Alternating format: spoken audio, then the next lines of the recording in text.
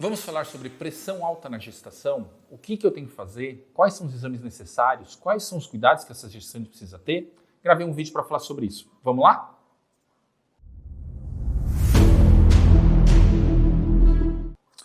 Eu sou o Dr. Gustavo Kroger, médico gineco obstetra, especialista em medicina reprodutiva, e gostaria de falar para vocês sobre pressão alta na gestação. Primeiro, nós temos que definir a diferença entre hipertensão arterial crônica e a pré-eclâmpsia, que é a doença hipertensiva específica da gestação. Em geral, quando a gestante chega e já tem uma pressão alta, o que a gente chama de pressão alta? Uma pressão acima de 14/9, tá? A gente vai considerar isso já uma hipertensa, tá? Quando você tem essa pressão já antes das 20 semanas, então você provavelmente já tinha isso antes, não é da gestação.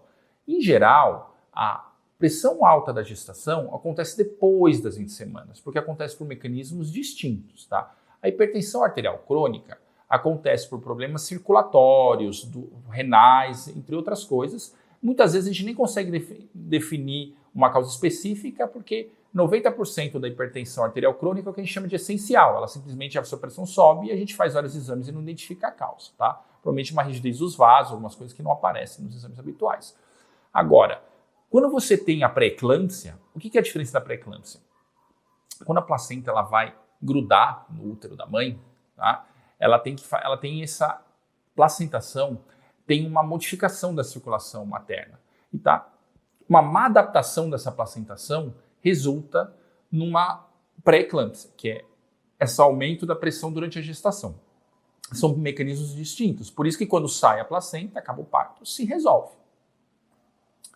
O que acaba acontecendo? Em geral, uma gestante, no meio da gestação, a pressão baixa. Tá?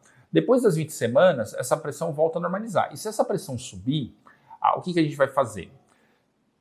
Provavelmente a gente pede para fazer um exame, porque para ter o diagnóstico de pré-eclâmpsia não basta a pressão alta, tá? Eu preciso ter edema, tá? Que são os inchaços de mãos e rosto, ou uma proteinúria de 24 horas acima de 300 miligramas. A gente pede para essa gestante colher a urina por 24 horas, eles tiram uma amostra e vê a quantidade de proteína. Daí eu faço o diagnóstico de pré-eclâmpsia, tá? Então, antes das 20 semanas, pressão alta é hipertensão, depois das 20 semanas, provavelmente deve ser pré-eclâmpsia. E pode ter uma coisa ainda, que é uma forma grave, quando você é hipertensa e começa a ter edema, a gente faz o exame de urina e está com proteinúria, daí você passa a ter uma DEG superajuntada, uma pré-eclâmpsia superajuntada, que é quando você já era hipertensa e tem a pré-eclâmpsia junto. Isso é uma forma grave. Em geral, essas pacientes precisam ser monitoradas internadas e vão ganhar antes, com 37 semanas.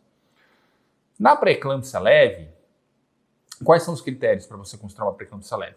Uma pessoa que tenha pressão abaixo de 16/11, tá? Que ela não tenha sintomas de lesões de órgãos-alvos, por exemplo, insuficiência renal, tá? E ela não tenha algumas alterações de exames de sangue, tá? E nem tenha sinais de eminência de eclâmpsia, que é dor de estômago, tá? Pontos luminosos na vista e a dor de cabeça.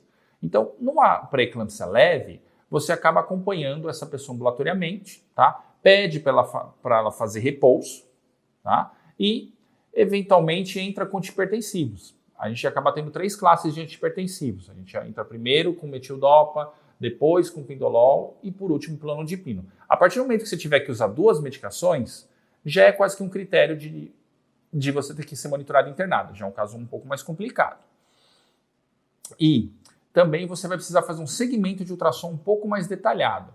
Então, a partir do momento que a sua pressão subiu, você vai ter que fazer repouso. Muitas vezes a gente afasta do trabalho, tá? E vai ficar em observação para o controle dessa pressão. Se essa pressão começar a subir demais, não controlar em casa, tem que ir para o hospital internar para fazer a monitoração internada, porque você vai acompanhar a sua pressão e vai acabar acompanhando com o ultrassom bebê 3 vezes por semana ou todo dia quando necessário, tá? Então, é muito importante que toda a consulta de pré-natal a gente tenha medida dessa pressão. E também uma coisa que acaba acontecendo, é muito comum a gestante vem no pré-natal, ela está ansiosa, tudo, mas a pressão está alta. Eu peço ela para casa, eu peço para ela fazer um diário pressórico e a pressão em casa está normal. Ou existe até um mapa, que é um aparelho que você coloca e vai medir por 24 horas a sua pressão.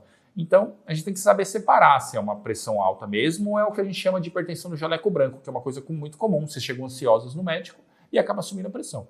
Então, a partir do momento que a sua pressão subiu, você vai ter que monitorar essa pressão várias vezes por dia, vai anotar para o médico poder ter um controle. Se precisar, a gente vai entrar com medicamentos. Se precisar entrar com muito medicamento, vai ter que acompanhar internado, tá? E tem que fazer um controle mais apurado do feto.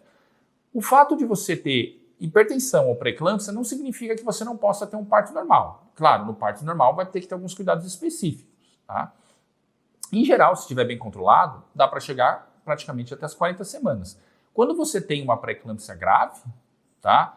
Você vai acabar resolvendo com 37. Você vai estar internado e vai resolver antes. Então, isso é uma coisa um pouco mais individualizada, mas se vocês fossem guardar uma mensagem, o que é mais importante é assim, sempre meça. Você tem que sair da sua consulta de pré-natal com a sua pressão arterial medida. Se ela ficar alterada, tem que fazer um acompanhamento. Se precisar, vai entrar com medicamento. Daí você sabe que se está medicando, vai ter que acompanhar com mais frequência com ultrassom bebê, com cardiotoco, tá? E vai ter que ter alguns cuidados especiais no parto. Mas controlando, dá tudo certo.